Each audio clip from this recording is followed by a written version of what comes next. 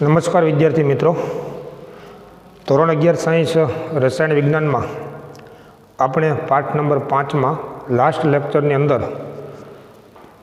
સંયુક્ત વાયુ સમીકરણ અને આદર્શ વાયુ સમીકરણની તારવણી કરેલી હતી, જેમાં સાર્વત્રિક વાયુ અચળાંક R ની જુદી જુદી એકમ પદ્ધતિમાં એના મૂલ્યો જે છે એની પણ આપણે લાસ્ટ લેક્ચરમાં તારવણી કરેલી હતી.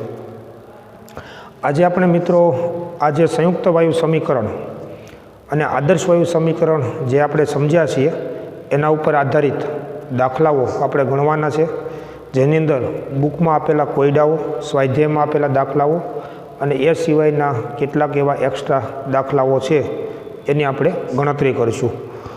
આપણી બુકની અંદર મિત્રો કોયડા સ્વરૂપે જે દાખલાઓ આપેલા છે એની રકમ અને દાખલાનું સોલ્યુશન પણ આપણી બુકમાં આપેલું હોય છે.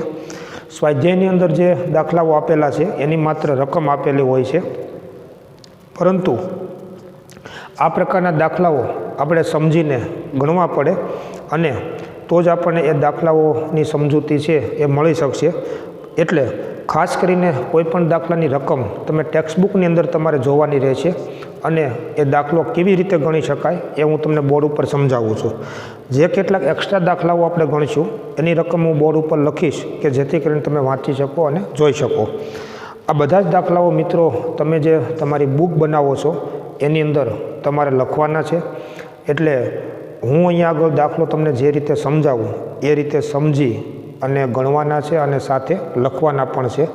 તો આપણે સૌપ્રથમ સંયુક્ત વાયુ સમીકરણ અને આદર્શ વાયુ સમીકરણ ઉપર આધારિત દાખલાઓમાં કોયડો 5.3 તમે જુઓ, આપણી બુકની અંદર એની રકમ આપેલી છે.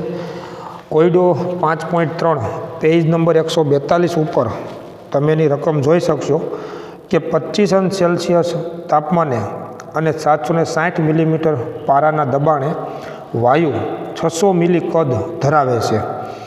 વાયુનું કદ 640 મિલી અને તાપમાન 10 અંશ સેલ્સિયસ થાય ત્યારે તે ઊંચાઈએ દબાણનું મૂલ્ય કેટલું હશે? હવે અહીંયા આગળ તમે જુઓ કે 25 અંશ સેલ્સિયસ તાપમાન, 760 મિલીમીટર દબાણ અને 600 મિલી કદ એ દબાણ, તાપમાન અને કદની પ્રારંભિક સ્થિતિ થઈ. જ્યારે વાયુનું કદ 640 મિલી થાય છે એ કદની અંતિમ સ્થિતિ થઈ. તાપમાન 10 અંશ સેલ્સિયસ થાય એ તાપમાનની અંતિમ સ્થિતિ થઈ. તો ત્યારે દબાણની અંતિમ સ્થિતિ કેટલી એવો આપણને પ્રશ્ન છે એ પૂછવામાં આવ્યો છે. તો ખરેખર તમે જુઓ કે દબાણ, કદ અને તાપમાનની પ્રારંભિક સ્થિતિ જાણતા હોઈએ અને દબાણ, કદ અને તાપમાનની અંતિમ સ્થિતિ આ બંને વચ્ચેનો સંબંધ P1V1/T1 બરાબર P2V2/T2 આ જે સંયુક્ત વાયુ સમીકરણ છે એનો ઉપયોગ કરી અને આપણે દબાણની અંતિમ સ્થિતિ છે એ જાણી શકીએ. તો સૌપ્રથમ તમે જોઈ શકશો કે અહીં પ્રારંભિક સ્થિતિમાં શું આપેલું છે કે પ્રારંભિક સ્થિતિમાં દબાણ P1 જે છે એ તમે રકમમાં જોઈ શકશો 760 મિલીમીટર Hg એવું લખેલું છે. હવે દબાણના ઘણા બધા એકમો હોય છે અને વાતાવરણ એકમ છે, બાર એકમ છે, પાસ્કલ એકમ પણ દબાણનો એકમ છે. એવી જ રીતે મિલીમીટર Hg એવું લખેલું હોય તો એનો મતલબ શું થાય? તો ખરેખર તમે મિત્રો વિચારો કે વાતાવરણ કે હવાનું દબાણ માપવા માટેનું સાધન એ બેરોમીટર છે અને વૈજ્ઞાનિકોએ સૌપ્રથમ આ હવાનું કે વાયુનું દબાણ માપવા માટેનું સાધન બેરોમીટર જે બનાવ્યું અને એનું સૌપ્રથમ દરિયાની સપાટી આગળ જ્યારે હવાનું દબાણ માપવામાં આવ્યું તો બેરોમીટરમાં પારાની ઊંચાઈ 760 મિલીમીટર પ્રાપ્ત થઈ. પારો એટલે મર્ક્યુરી. જેમ થર્મોમીટરમાં પારો ભરવામાં આવે છે એવી રીતે હવાનું દબાણ માપવા માટેનું જે સાધન છે બેરોમીટર, એમાં પણ પારો અથવા મર્ક્યુરીનો ઉપયોગ કરવામાં આવે છે. બેરોમીટર સાધન બનાવી અને સૌપ્રથમ સમુદ્રની સપાટી ઉપર જ્યારે આ બેરોમીટરનો ઉપયોગ કરી અને હવાનું દબાણ જ્યારે માપવામાં આવ્યું તો એ બેરોમીટરમાં પારાની ઊંચાઈ 760 મિલીમીટર પ્રાપ્ત થઈ અને આટલા દબાણને જે એ દબાણ હોય કે જેથી કરીને પારાની ઊંચાઈ 760 મિલીમીટર પ્રાપ્ત થાય છે, તો એટલા એ દબાણને વૈજ્ઞાનિકોએ એક વાતાવરણ અથવા એક બાર એવું કહેવામાં આવ્યું. તો તમે ખરેખર વિચારો કે 760 મિલીમીટર જે આ પારાની ઊંચાઈ છે, એટલે આમ લખવામાં આવે છે 760 mmHg. Hg એટલે મર્ક્યુરી અથવા પારો. તો 760 મિલીમીટર બેરોમીટરમાં જે પારાની ઊંચાઈ પ્રાપ્ત થઈ, એનો મતલબ શું થયો કે સમુદ્રની સપાટી ઉપર હવાનું જે દબાણ હતું તે, અને એ દબાણ બેરોમીટર નામના સાધન ઉપર લાગ્યું, જેથી કરીને પારો છે એ ઊંચે ચઢે છે અને એ પારાની ઊંચાઈ 760 મિલીમીટર એને પ્રાપ્ત થઈ. તો એ જે દબાણ છે એટલા દબાણને વૈજ્ઞાનિકોએ એક વાતાવરણ જેટલું દબાણ છે ને એ ગણ્યું, તો 760 મિલીમીટર બરાબર એક વાતાવરણ એમ કહી શકાય, અથવા આટલા દબાણને એક બાર દબાણ તરીકે પણ ઓળખવામાં આવે છે. જો આજે એક બાર છે ને, બારનો મતલબ જ આખું નામ બેરોમીટર છે. 760 મિલીમીટર Hg આ જે દબાણ છે, પારાની ઊંચાઈ જે પ્રાપ્ત થઈ, તો એ દબાણને એક બેરોમીટર દબાણ, પછી બેરોમીટર આપણે આખું ન લખીએ એટલે માત્ર એને બાર એવું વાંચીએ છીએ. તો 760 મિલીમીટર Hg એમ કયો, અથવા એક બાર કયો, અથવા એક વાતાવરણ કયો, આ બધું સમાન છે. આપણને ક્યારેક એવું લાગે કે હવાનું દબાણ જે છે એનો એકમ મિલીમીટર, એ તો અંતરનો એકમ થયો, આપણને એવું લાગે, પણ ખરેખર એ શેનો નિર્દેશ કરે છે? તો બેરોમીટર નામના સાધનમાં પારાની ઊંચાઈનો નિર્દેશ કરે છે. તો 760 મિલીમીટર Hg આટલી જો પારાની ઊંચાઈ બેરોમીટર પ્રાપ્ત કરે, તો એટલા દબાણને એક બેરોમીટર દબાણ ગણવાનું, અથવા તો એક વાતાવરણ દબાણ છે એ ગણવામાં આવે છે. તો અહીંયા આગળ તમે જુઓ કે દબાણની પ્રારંભિક સ્થિતિ છે એ 760 મિલીમીટર Hg છે. એમાં કદ જે છે ત્યારે વાયુનું V1 એ 600 મિલી આપેલું છે, અને તાપમાન T1 25°C છે, અને એને જો આપણે કેલ્વિનમાં ફેરવી દઈએ તો તમે જાણો છો કે 298 કેલ્વિન છે એ તાપમાન થશે. હવે તમે દબાણ, તાપમાન અને કદની અંતિમ સ્થિતિ તમે જુઓ. આનો મતલબ શું થયો કે આટલા તાપમાને અને આટલા દબાણે વાયુનું કદ 600 મિલી છે. જો તમે દબાણ અને તાપમાનમાં ફેરફાર કરશો તો કદમાં ફેરફાર થશે, અથવા દબાણમાં ફેરફાર થતો હોય, કદમાં ફેરફાર થતો હોય તો તાપમાનમાં ફેરફાર થશે. અહીંયા તમે જુઓ કે અંતિમ દબાણ P2 એ આપણને પૂછ્યું છે કે કેટલું મળશે, એ આપણે ગણવાનું છે. અંતિમ કદ V2 કેટલું થાય છે? તો વાયુનું અંતિમ કદ V2 એ 640 મિલી થાય છે. તાપમાન T2 અંતિમ 10°C કરવાનું છે. એને તમે કેલ્વિનમાં ફેરવશો એટલે 283 કેલ્વિન તાપમાન છે એ કરવામાં આવે છે. તો સ્વાભાવિક છે કે તમે કોઈ પણ બે રાશિમાં ફેરફાર કરશો તો ત્રીજી રાશિ બદલાશે, કેમ કે દબાણ, કદ અને તાપમાન એ ત્રણે એકબીજા સાથે સંબંધિત છે, અને ત્રણ રાશિ વચ્ચેનો જથ્થાત્મક સંબંધ છે એને જ આપણે સંયુક્ત વાયુ સમીકરણ તરીકે ઓળખીએ છીએ. અહીંયા તમે જુઓ કે તાપમાન કેલ્વિન એકમમાં છે, બંને સરખું છે. કદ અહીંયા મિલીલીટર એકમમાં છે ને અહીંયા પણ મિલીમાં છે, તો એ સરખું છે, તો એને લીટરમાં ફેરવવાની જરૂર નથી. દબાણ છે એ 760 મિલીમીટર છે, તો જવાબ જે મળશે એ મિલીમીટર એકમમાં જવાબ મળશે. તો એને કાંઈ વાતાવરણમાં લખવું હોય, માનો કે તો એક બાર અથવા એક વાતાવરણ કહી શકાય, તો તમને આ જવાબ બાર અથવા વાતાવરણ એકમમાં મળશે. તો અત્યારે ત્રણ રાશિઓના એકમો સરખા છે, એટલે હવે આપણે સંયુક્ત વાયુ સમીકરણ પરથી આ દાખલો ગણી શકીએ. તો કે સંયુક્ત વાયુ સમીકરણ જે આપણે જાણીએ છીએ કે P1 V1/T1 બરાબર P2 V2/T2 કહી શકાય. દબાણ P2 આપણે મેળવવાનું છે, તો એને તમે સૂત્રનો કરતા બનાવો તો P1 V1/T1 ગુણાકારમાં T2ના છેદમાં V2 આમ કહી શકાય. આમાં આપણે કિંમત મૂકશું એટલે તમે જુઓ કે V1 અને V2 કદનો એકમ સરખો છે, T1 અને T2 એકમ તાપમાનનો એકમ સરખો છે. તો દબાણ P1નો જે એકમ હશે ને એ એકમ દબાણ P2નો એકમ મળશે. એટલે જ્યારે આપણે ગણતરી કરતા હોઈએ તો માત્ર આપણે મૂલ્યો લખશું, એકમો લખવાની જરૂર નથી. લખો તો ખોટું નથી, પણ તમે અહીંયા જો આ બધું સરખાપણું તમે જો કરી લીધું હોય તો સૂત્ર પરથી તમને ખ્યાલ આવશે કે V1 અને V2નો એકમ સરખો છે મિલી એટલે એ નીકળી જશે. T1 T2 તાપમાનનો એકમ કેલ્વિન એકમ સરખો છે તો એ નીકળી જશે. તો વચ્ચે માત્ર દબાણ P1નો એકમ અને એ જ એકમ આપણને દબાણ P2નો એકમ છે એ મળશે. મૂલ્ય કેટલું મળશે એ તો આ બધાના મૂલ્યના ગુણાકાર ભાગાકાર ઉપર આધાર છે.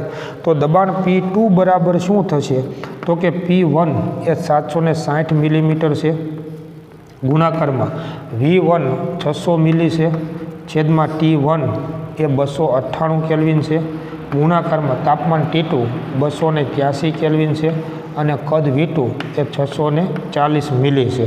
જો તમે આનું સાદું રૂપ આપશો તો અંતિમ દબાણ P2 બરાબર જે આપણને મળશે એ મળશે 676.6 મિલીમીટર Hg પારાની ઊંચાઈ. એટલું દબાણ છે ને એ આપણને મળશે. તો આનો અર્થ એવો થયો કે વાયુનું કદ વધે છે અને તાપમાન છે ને એ ઘટે છે, જેની પરિણામી અસર શું જોવા મળશે દબાણ ઉપર તો દબાણ છે ને એ પણ ઘટે છે. તમે જોઈ શકો છો શરૂઆતનું દબાણ 760 મિલીમીટર હતું જે ઘટીને 676.6 મિલીમીટર Hg માલુમ પડે છે. માની લો કે આ દબાણને તમારે બાર કે વાતાવરણ એકમમાં જો ફેરફાર કરવો હોય, રૂપાંતર કરવું હોય તો મૂળ સંબંધ આપણે જાણીએ છીએ. તમે કહી શકો કે આટલા 760 મિલીમીટર Hg બરાબર એક વાતાવરણ તો આટલા મિલીમીટર બરાબર કેટલા વાતાવરણ. એનો મતલબ કે જો તમે આને 760 મિલીમીટર વડે ભાગશો તો આપણને દબાણ છે ને એ વાતાવરણ અથવા બાર એકમની અંદર આપણને મળશે. ઘણી બધી વખત જો તમારે સીધો જવાબ વાતાવરણ કે બાર એકમમાં લાવવો હોય તો આને જ તમે એક બાર કે એક વાતાવરણ કહી શકશો. તમે 1 લઈ લો અને પછી ગુણાકાર ભાગાકાર કરશો તો જે જવાબ આવશે એ વાતાવરણ કે બાર એકમમાં આવશે. અહીંયા 1 ન લેવું હોય તો મેં કીધું એમ અહીંયા તમારે 760 વડે ભાગવા પડશે. વાત બધી એકની એક થઈ. તો આવું ક્યારેક જો દબાણના એકમની અંદર જો રૂપાંતરણ કરવાનું થાય તો આ રીતે રૂપાંતરણ એના સંબંધોને આધારે આપણે કરી શકીએ.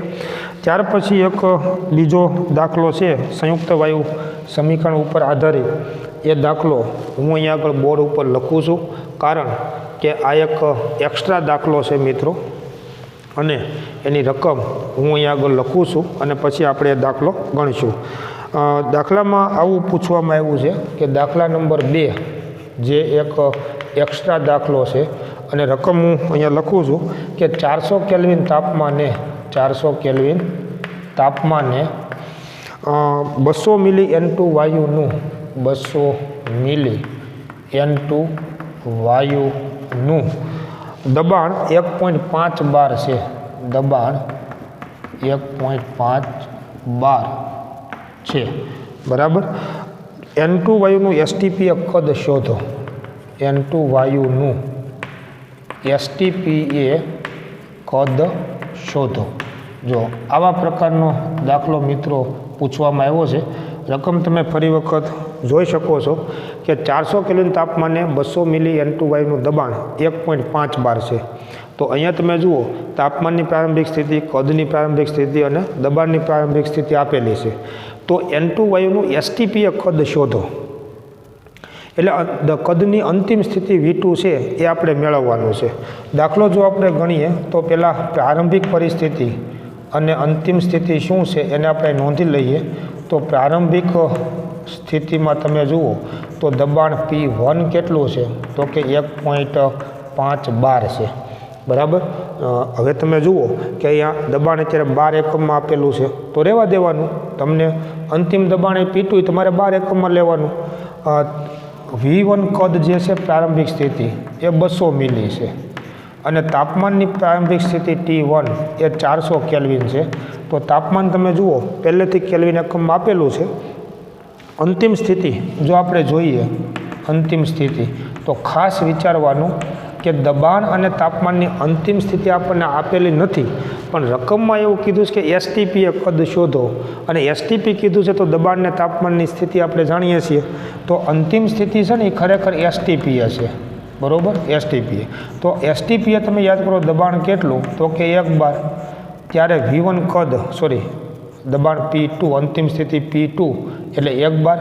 અંતિમ કદ V2 એ આપણે મેળવવાનું છે અને અંતિમ તાપમાન T2. હવે તાપમાન T2 એટલે STP તાપમાન કેટલું હોય તો કે 273 કેલ્વિન હોય, બરાબર.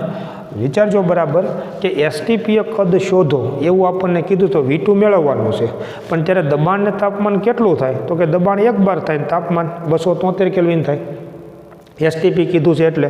તો હવે તમે જુઓ કે સંયુક્ત વાયુ સમીકરણ પરથી આપણે કહી શકીએ કે P1 V1 અપોન T1 બરાબર P2 V2 અપોન T2. આપણે કદ V2 મેળવવાનું છે, તેથી V2 ને તમે સૂત્રનો કરતા બનાવો તો P1 V1 અપોન T1 ગુણાકારમાં T2ના છેદમાં P2 આમ મળશે. ફરી વખત તમે જુઓ કે P1 અને P2 આ બંનેના એકમ સરખા છે 12 એકમમાં, T1 અને T2 એના એકમે સરખા છે કેલ્વિન એકમમાં. તો V1 જે કદ છે એનો જે એકમ છે એ જ એકમ કદ V2નો મળશે. આમાં આપણે જો કિંમત મૂકી દઈએ તો V2 બરાબર શું થશે તો કે દબાણ P1 1.5 બાર છે, કદ V1 200 મિલી છે, છેદમાં તાપમાન T1 400 કેલ્વિન છે, ગુણાકારમાં તાપમાન T2 એ 273 કેલ્વિન છે, છેદમાં દબાણ P2 એ 1 બાર છે. અને આનો તમે જો ગુણાકાર ભાગાકાર કરશો એટલે આપણને આનો જવાબ મળશે 204.75 મિલી, આટલો આપણને જવાબ મળશે 204.75 મિલી. તો STP વાયુનું જે કદ છે એ 204.75 મિલી કદ મળે છે. તમે જોઈ શકો છો મિત્રો કે દબાણ છે એમાંય ઘટાડો થાય છે અને તાપમાન છે એમાંય ઘટાડો થાય છે. દબાણ અને તાપમાનની પરિણામી અસર એ બંનેની એકી સાથેની અસર વાયુના કદ ઉપર થશે અને એના પરિણામ સ્વરૂપ વાયુનું જે પ્રારંભિક કદ 200 મિલી હતું એ વધીને 204.75 મિલી જેટલું જોવા મળે છે. તો આ પણ સંયુક્ત વાયુ સમીકરણ ઉપર આધારિત દાખલો છે. ત્યાર પછી મિત્રો સ્વાધ્યાયનો એક દાખલો આપણે જોઈએ આવા પ્રકારનો. તો સ્વાધ્યાયની અંદર 5.10 નંબરનો દાખલો તમે જુઓ. સ્વાધ્યાયમાં 5.10 નંબરનો જે દાખલો છે, એક જ મિનિટ, એક સ્વાધ્યાયની અંદર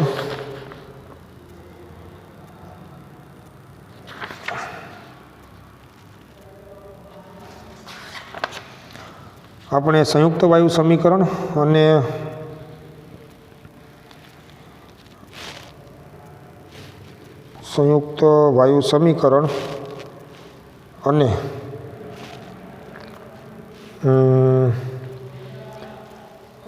આદર્શ વાયુ સમીકરણ ઉપર આધારિત દાખલાઓ છે આપણે ગણીએ છીએ, રાઈટ. તો હવે તમે સ્વાધ્યાયનો 5.10 નંબરનો દાખલો છે એની રકમ જરાક તમે વાંચી લો અને અહીંયા આગળ આપણે દાખલો ગણશું.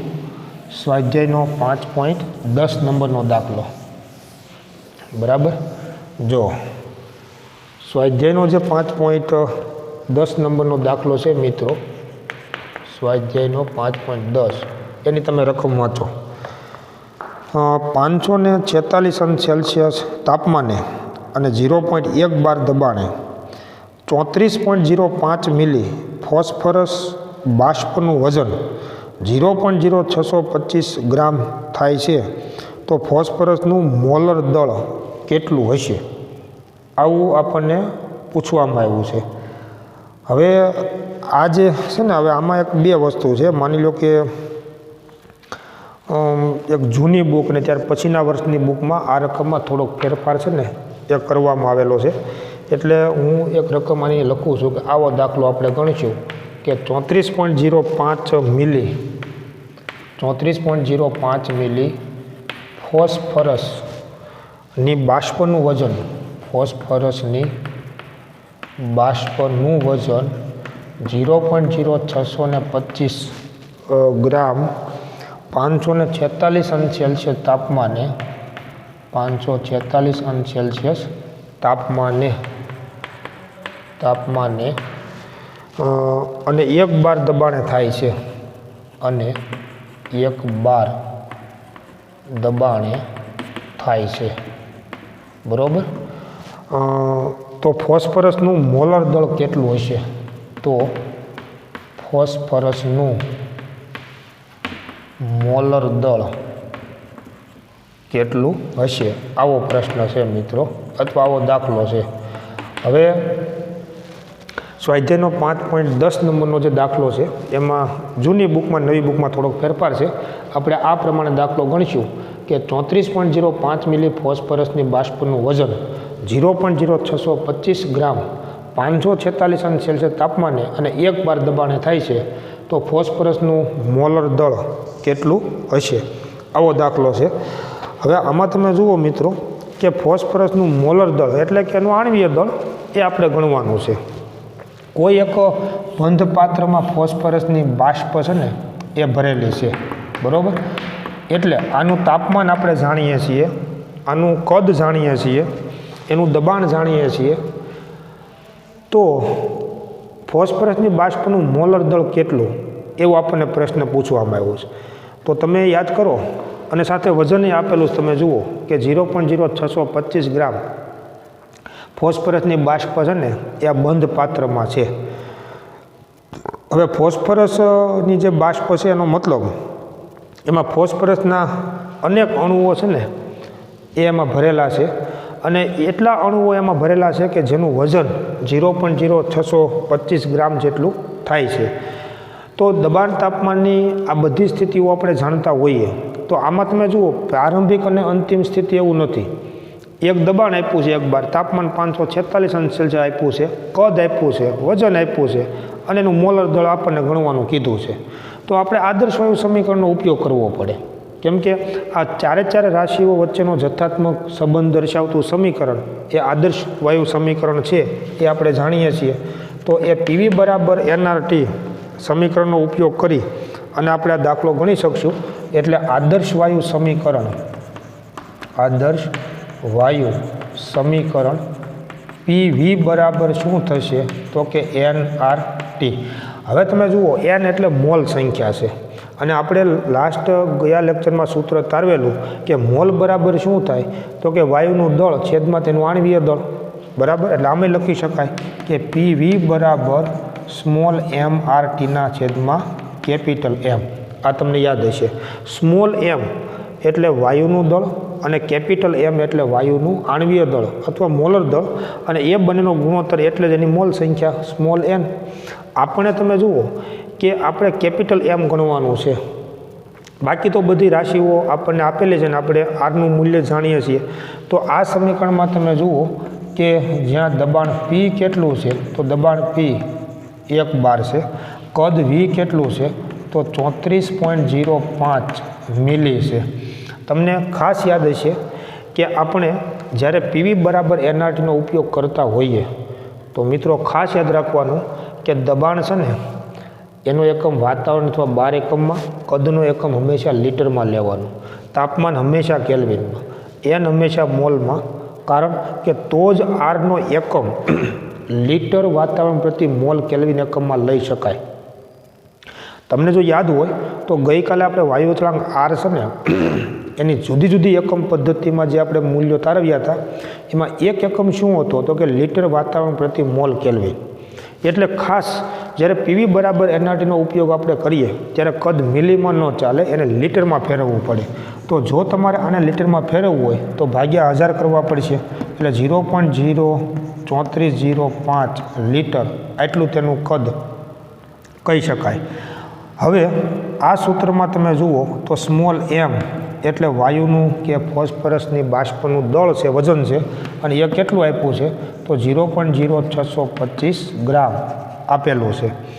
તાપમાન T, કેપિટલ તાપમાન T એ 546 અંશ સેલ્સિયસ છે. એને તમે કેલ્વિનમાં ફેરવશો તો +273 આપણે કરવા પડશે. સરવાળો કરશો એટલે 819 કેલ્વિન તાપમાન થાય છે.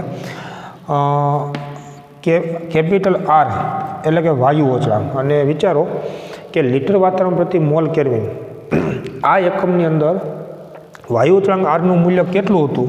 તો માની લો કે ફોસ્ફરસની બાષ્પની વર્તણૂક આદર્શ હોય તો 8.314 ગુણાકારમાં 10⁻² લીટર ઇન્ટુ 12 પ્રતિ મોલ કેલ્વિન આ એકમ હતો, તમે યાદ કરો, બરાબર.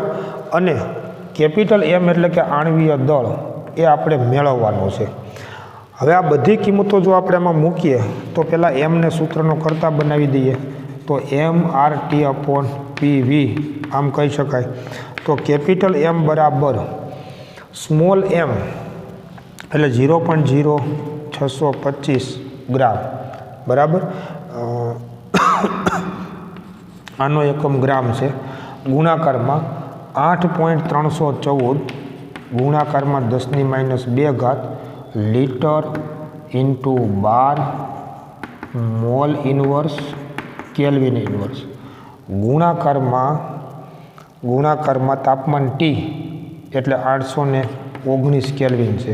અને આના છેદમાં કેપિટલ P દબાણ P 1 બાર છે અને કદ V એ 0.03405 લીટર છે. હવે તમે જુઓ કે આ બધાનો ગુણાકાર ભાગાકાર તો કરશો પણ એકમ શું મળશે? તો તમે હિસાબ કરો કે 12 અને 12 નીકળી જશે, લીટર અને લીટર નીકળી જશે, કેલ્વિન ઇન્વર્સ અને કેલ્વિન નીકળી જશે, આ ગ્રામ વધશે અને મોલ ઇન્વર્સ વધશે. તો સીધી વાત છે કે આણ્વીય દળ કે મોલર દળનો એકમ ગ્રામ પ્રતિ મોલ હોય જ.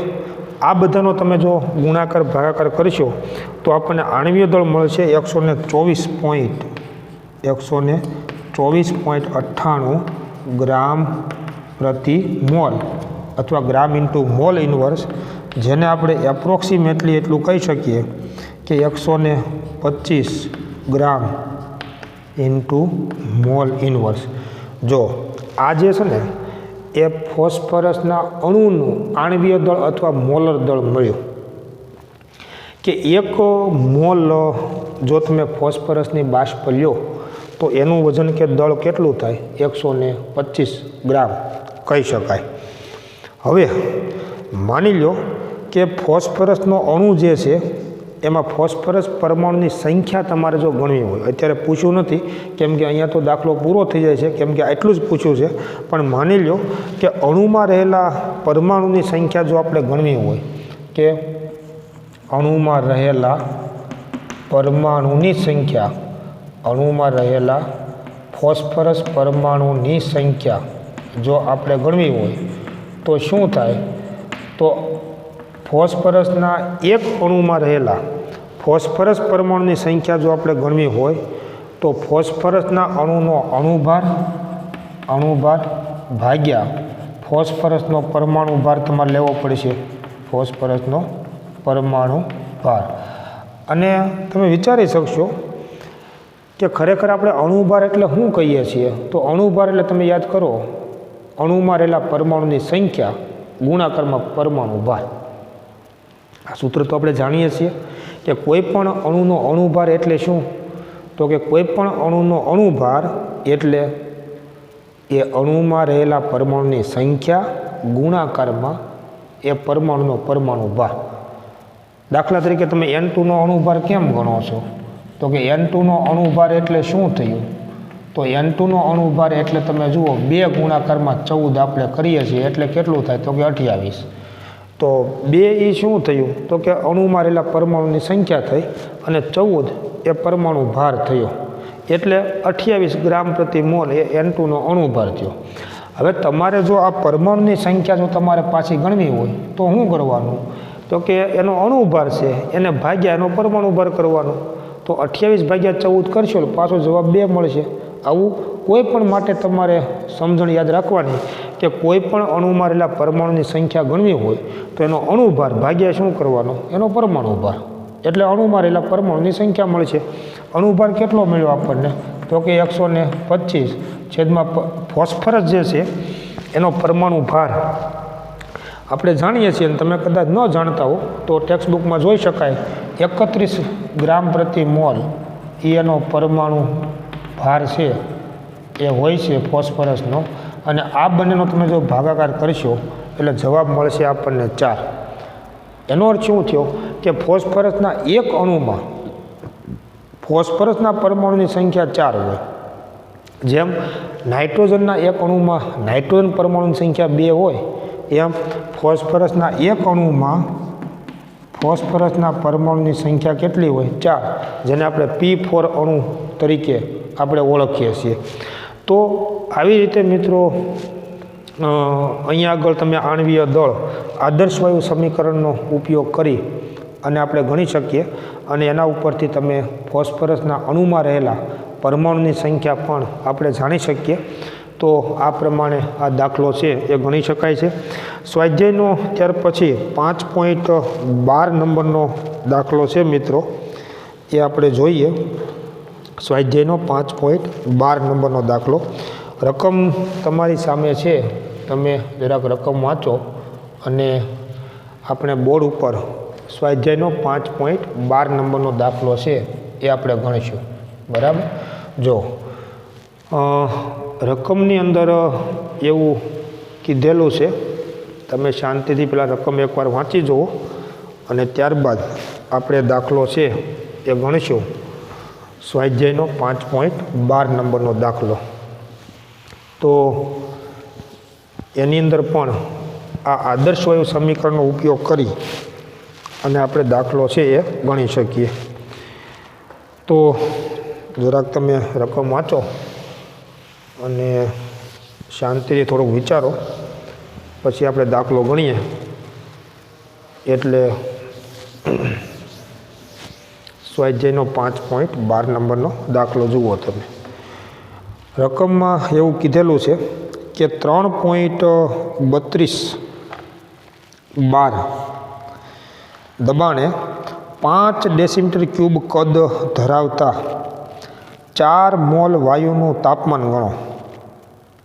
તો દબાણ આપ્યું છે, કદ આપ્યું છે, મોલ સંખ્યા આપી છે, બ્રેકેટમાં વાયુ અચળાંક આરનું મૂલ્ય પણ આપેલું છે. તો મોલ સંખ્યા તાપમાન છે એ આપણે ગણી શકશું, એ સ્વાભાવિક છે.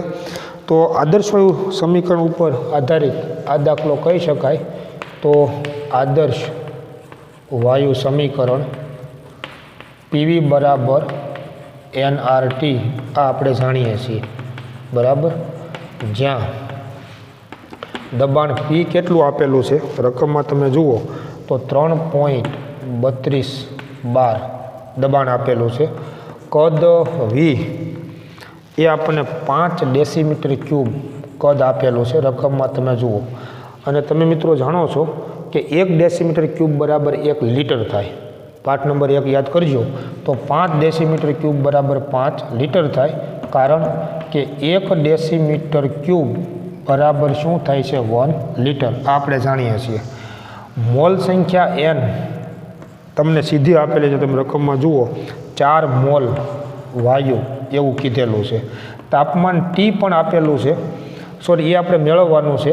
અને વાયુ અચળાંક આરનું મૂલ્ય બ્રેકેટમાં આપેલું છે 0.083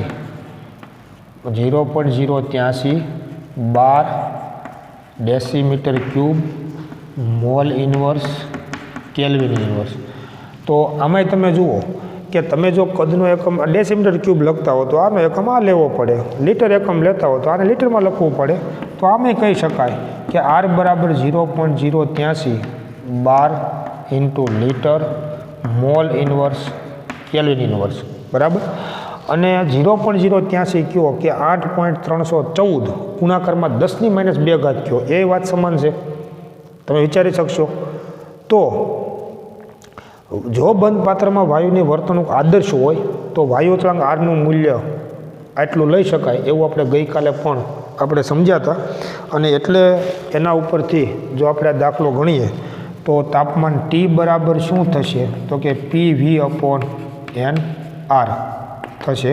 તો તાપમાન T બરાબર દબાણ તમે જુઓ 3.32 કદ V એ 5 ડેસીમીટર ક્યુબ હું લખું છું, છેદમાં મોલ સંખ્યા n એટલે 4 મોલ, ગુણાકારમાં R એટલે 0.083 12 ડેસીમીટર ક્યુબ મોલ ઇન્વર્સ અને કેલ્વિન ઇન્વર્સ, બરાબર. હવે જો 12 એકમ નીકળી જશે, ડેસીમીટર ક્યુબ નીકળી જાય, મોલ ગુણાકારમાં મોલ ઇન્વર્સ એ નીકળી જાય, મતલબ 1 થઈ જાય. છેદમાં કેલ્વિન ઇન્વર્સ અંશમાં આવશે એટલે કેલ્વિન થશે. આ બધા જ મૂલ્યોનો ગુણાકાર ભાગાકાર તમે કરશો એટલે આપણને તાપમાન T મળશે 50 કેલ્વિન. તો આ જે સ્વાધ્યાયમાં 5.12 નંબરનો દાખલો છે મિત્રો, એનો જવાબ આપણને મળશે 50 કેલ્વિન.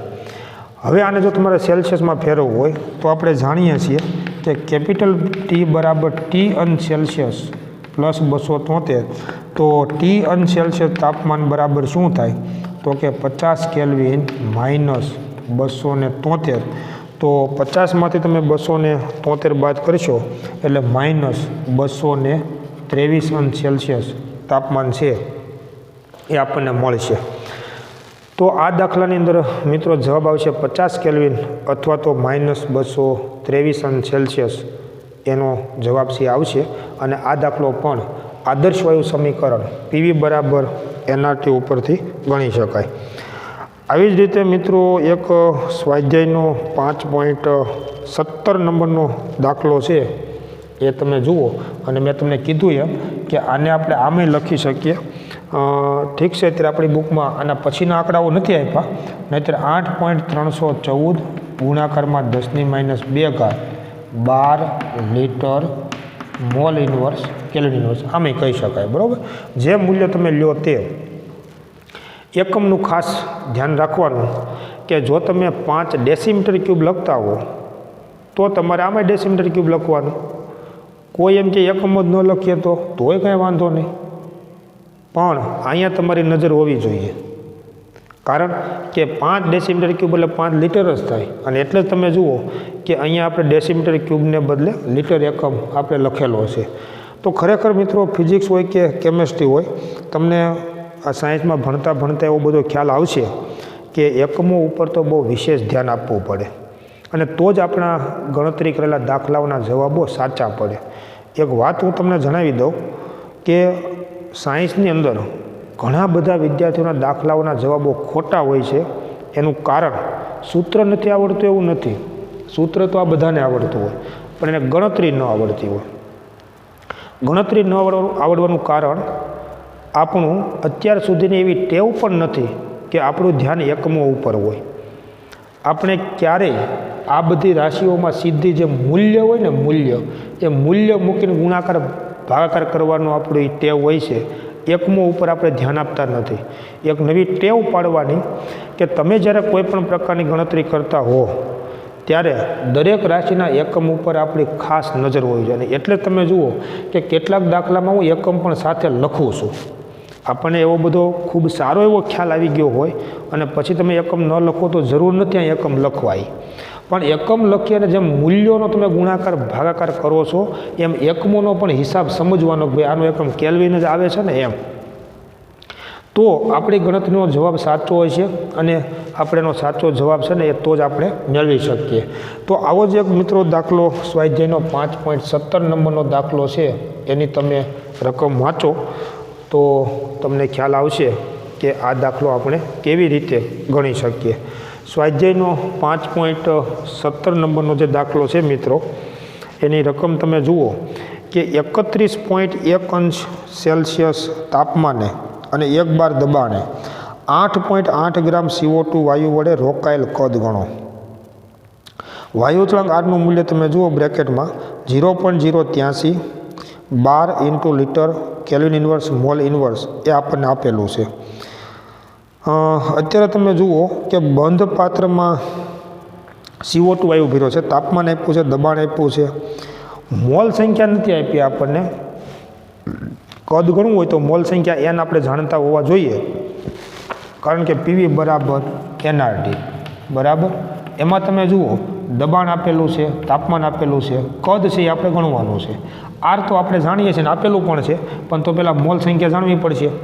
અને મોલ સંખ્યા જાણવા માટે તમે જુઓ કે બંધ પાત્રમાં જે CO2 વાયુ છે એનું વજન તો આપ્યું છે, અણુભાર આપણે જાણીએ છીએ. કેમ કે મોલ એટલે શું થાય તો કે વાયુનું દળ છેદમાં તેનું આણ્વીય દળ.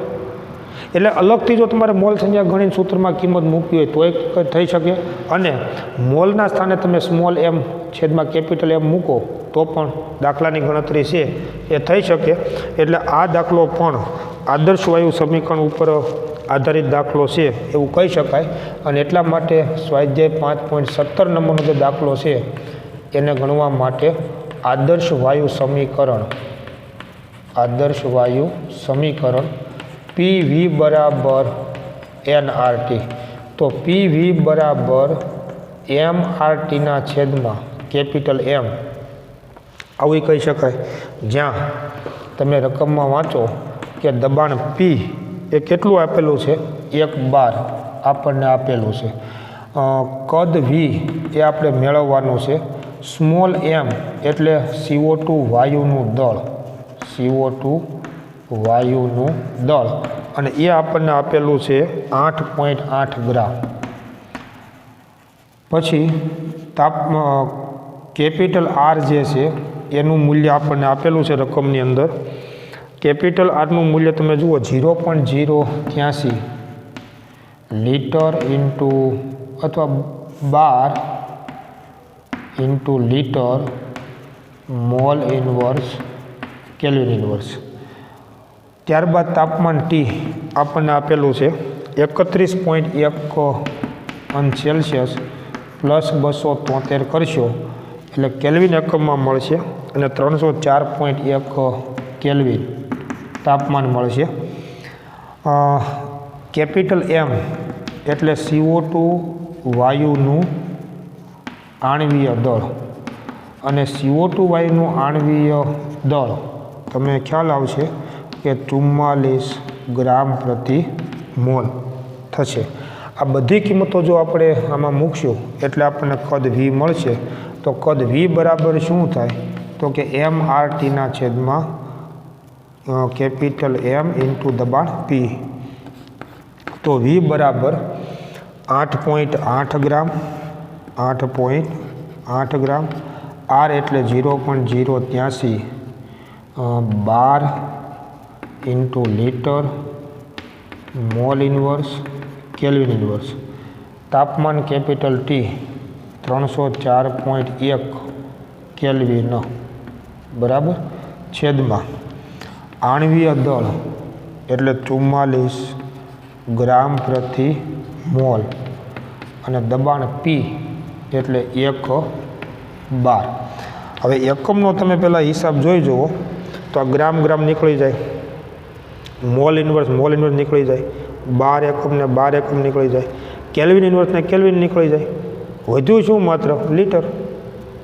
તો તમે મૂલ્યોની સાથે એકમોનો પણ હિસાબ જો સમજો તો કદ Vનો એકમ જે લીટર એકમ જે આવે ને એ જ આપણને એકમ મળશે. બધા જ મૂલ્યોનો ગુણાકાર ભાગાકાર જો તમે કરશો તો એનો જવાબ મળશે 5.048 લીટર, જેને આપણે એપ્રોક્સિમેટલી કહી શકીએ કે 5.05 લીટર બરાબર સનિંગટન મૂલ્ય. તો આ દાખલામાં વાયુનું કદ V એ આપણને મળશે 5.05 લીટર બરાબર. તો આવા પ્રકારના ઘણા બધા દાખલાઓ મિત્રો આપણે ગણવાના છે હજી. ત્યારબાદ સ્વાધ્યાયમાં હજુ આવા દાખલાઓ છે જ, અને સ્વાધ્યાયનો 5.13 નંબરનો દાખલો તમે જુઓ એ પણ આને અનુરૂપ જ છે. તો એક આપણે સ્વાધ્યાયનો 5.13 નંબરનો દાખલો છે એને આપણે ગણીશું. હવે આવા બધા જે દાખલાઓ છે મિત્રો એની અંદર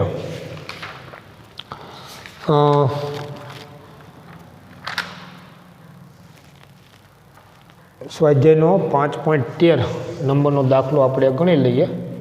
સ્વાધ્યાયનો 5.13 નંબરનો દાખલો. રકમ તમે જરાક શાંતિથી પહેલાં વાંચી જુઓ એટલે એમાં તમને થોડો ખ્યાલ આવશે, અને પછી આપણે દાખલો છે એ આપણે ગણીએ બરાબર. તો સ્વાધ્યાયનો 5.13 નંબરનો જે દાખલો છે એની રકમ તમે જુઓ કે 1.4 ગ્રામ ડાયનાઇટ્રોજન વાયુમાં રહેલા કુલ ઇલેક્ટ્રોનની સંખ્યા ગણો.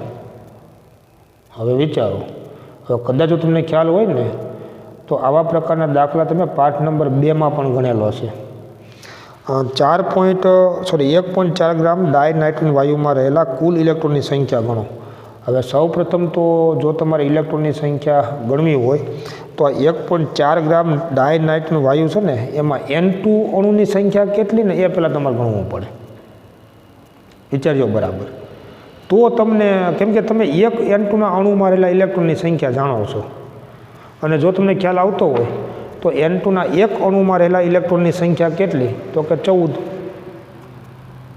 તો તમે 1.4 ગ્રામ N2 વાયુ છે એ 1.4 ગ્રામ N2 વાયુમાં રહેલા N2 વાયુના અણુની સંખ્યા જો તમે જાણી લો ને તો તમને આટલા વજનમાં રહેલા ઇલેક્ટ્રોનની કુલ સંખ્યા છે એ આપણને મળી શકે.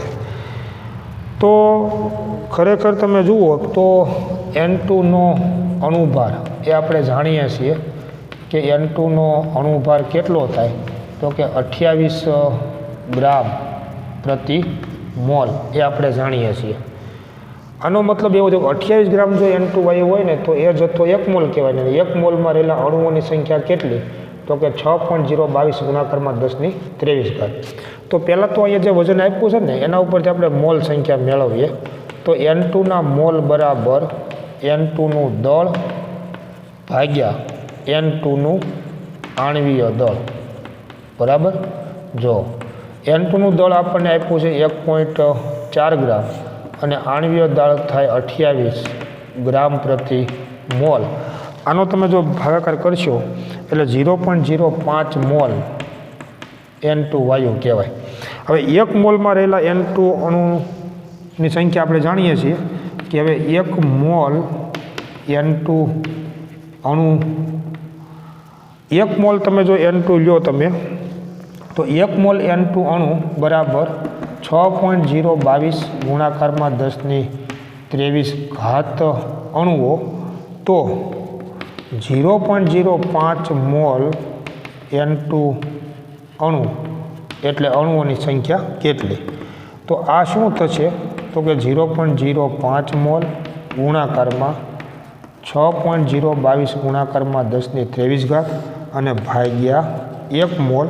આનો તમે જો ગુણાકાર ભાગાકાર કરશો એટલે આપણને મળશે 3.011 ગુણાકારમાં 10⁻22 N2 અણુ આટલા થયા. બરાબર. એટલે 1.4 ગ્રામ N2 વાયુમાં રહેલા N2 અણુની સંખ્યા કેટલી, તો કે 3.011 ગુણાકારમાં 10⁻22. આમ ન કરવું હોય તો સીધી 83 મૂકવાની કે 28 ગ્રામ N2 વાયુમાં રહેલા અણુઓની સંખ્યા કેટલી, તો કે 6.022 ગુણાકારમાં 10⁻23. તો 1.4 ગ્રામ N2 વાયુમાં રહેલા અણુઓની સંખ્યા કેટલી, તો એ જવાબ આટલો જ આવશે. હવે તમે જુઓ કે N2ના એક અણુમાં રહેલા ઇલેક્ટ્રોનની સંખ્યા આપણે જાણીએ છીએ 14. તો આટલા અણુમાં રહેલા ઇલેક્ટ્રોનની સંખ્યા કેટલી? બરાબર. કે N2 વાયુ છે એના એક અણુમાં, એટલે એમ કંઈક એક N2 અણુમાં રહેલા ઇલેક્ટ્રોન બરાબર 14. તો 3.011 ગુણાકારમાં 10⁻22 N2 અણુમાં રહેલા ઇલેક્ટ્રોનની સંખ્યા કેટલી બરાબર શું થાય, તો કે 14 ગુણાકારમાં 3.011 ગુણાકારમાં 10⁻22. અને આનો જો તમે ગુણાકાર કરશો એટલે 4.2154 ગુણાકારમાં 10⁻23 ઇલેક્ટ્રોન એ આપણને મળશે. ગુણાકાર કરશો એટલે આ પોઈન્ટ જે છે એ માનો કે અહીંયા આગળ આવશે, પછી તમે પોઈન્ટને ખસેડશો એટલે 10⁻23 થઈ જશે. તો 4.2154 ગુણાકારમાં 10⁻23 આટલા ઇલેક્ટ્રોન 1.4 ગ્રામ N2 વાયુમાં છે તેવું કહી શકાય. તો આવા પ્રકારનો દાખલો મિત્રો સ્વાધ્યાયનો 5.13 નંબરનો દાખલો છે. આવા હજુ આપણે કેટલાક દાખલાઓ ભણવાના છે અને ત્યાર પછી આગળની થિયરી આપણે સમજીશું, પરંતુ એની વાત આપણે આવતા નેક્સ્ટ લેક્ચરની અંદર જોઈશું. Thank you very much.